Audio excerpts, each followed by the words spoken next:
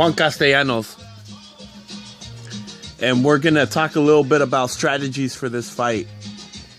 Chaves Jr. versus Canelo Alvarez. And we already basically know what Canelo's strategy is. And, you know, he basically has the same strategy in every fight he has. He's a natural counterpuncher, so he basically works around whatever the other boxer, you know, gives him. So, you know, naturally the aggressive boxers are going to be basically tailor fit for Canelo Alvarez, you know.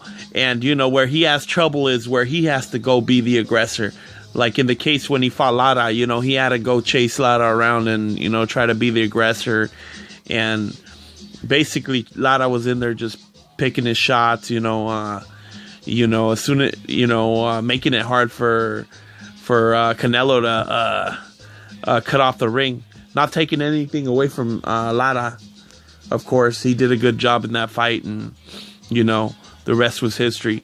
Anyways, strategies. So we already know Canelo's strategy. It's all dependent on what Chaves Jr. Brings to the fight. So, you know, the reason why I bring up strategies is because I was watching a video, and I'm going to show you guys the clip. And basically, it starts off with David Fadelson, an analyst, and then he goes in on Chaves. He basically tells him, you know, we know that Nacho Beristain, who is the trainer, this is what David says. He goes in and says, we know that Nacho was saying that Chaves really needs to work on his defense, you know, moving his waist and, you know, dodging punches, maybe even catching a couple, you know. And another thing he really needs to work on is his jab.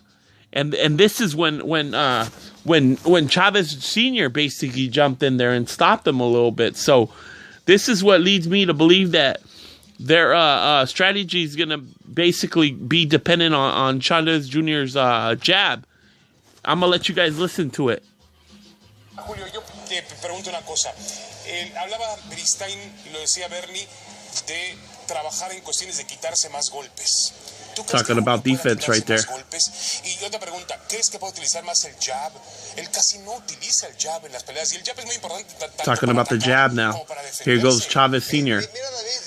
He says, I'm not going to tell you our strategy because it would be an error for me to defraud my son like that. I'm an analyst, but before that comes my son, and I'm not going to. There's a plan A and there's a plan B. If A doesn't work, we're gonna give everything.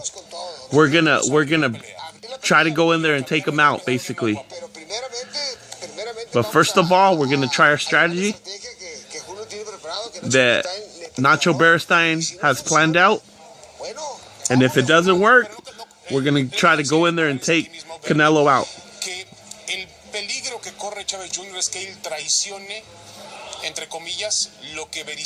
So we'll stop it right there, basically.